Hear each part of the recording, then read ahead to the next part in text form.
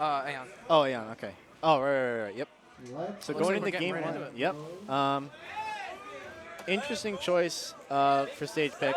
I think, you know, obviously having platforms is typically not good for Little Mac, but one thing, you know, you think, okay, there's platforms, he just has to stand up there, and Little Mac can't do anything, but Little Mac can apply a lot of pressure from underneath, and you really can't just camp there and, you know, fireball. You have to mix up your camping options, or it's going to get predictable, and then Aeon's just going to, yeah. And you already saw Aeon doing just that. They were already running around, and unfortunately the Gimp Oh my God. from Flood taking the That stock was so out. smart. 33%. Great stuff to Scott for recognizing that that's as an option.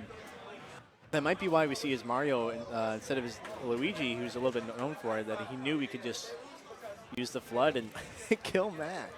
That's nuts. Smash 4 is a crazy game, man.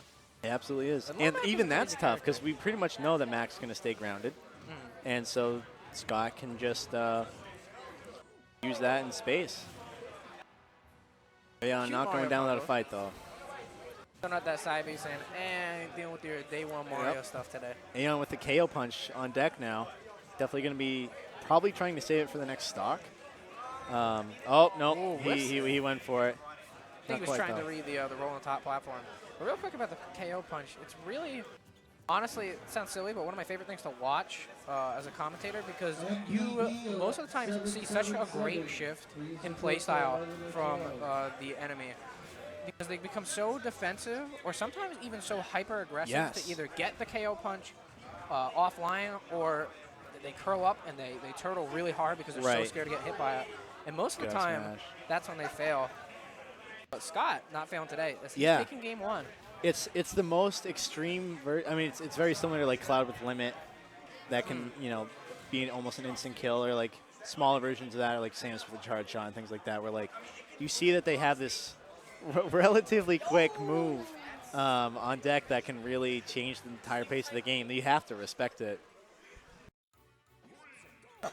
Let's go to sleep. So we got Mario, still staying Mario, and now we're going to Town and City, which would be the counter pick from Aeon.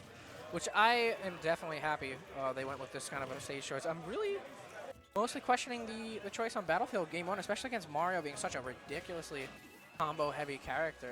Yeah, it must have been Aeon's bans just reflected, you know, some, you know, it's tough to say what he banned, but Maybe it was a comfort pick too. Yeah. You never know. So starting out strong, a lot more even than last game.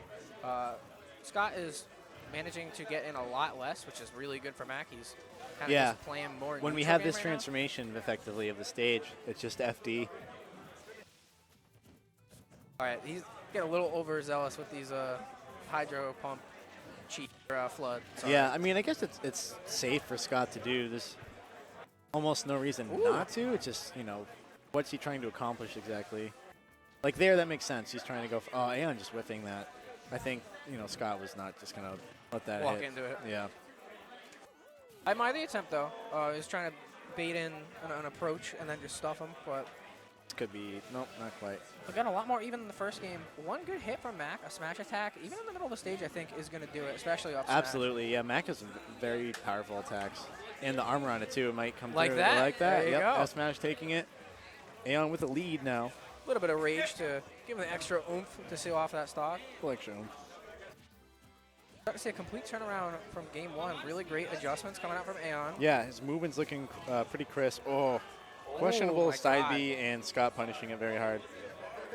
That was the invincibility of Mario's up smash coming through too, because the hitbox on Little Mac side B lasts for so long, but that big old head, it doesn't care. Yep. Yeah, see, like that use,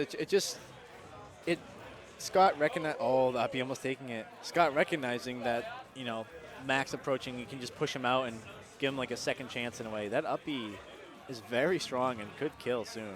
Yeah, Mac doesn't have a lot of answers for Flood, and if it's so safe, like, why not do it? Even there, he just used it, didn't even touch Aeon at all, but is not getting punished for it. Very good weight by Aeon, too. He had to do that. That's that game, is though. going to be it, though. And the taunt. The Little Mac story, yep. Mario is a very cool character.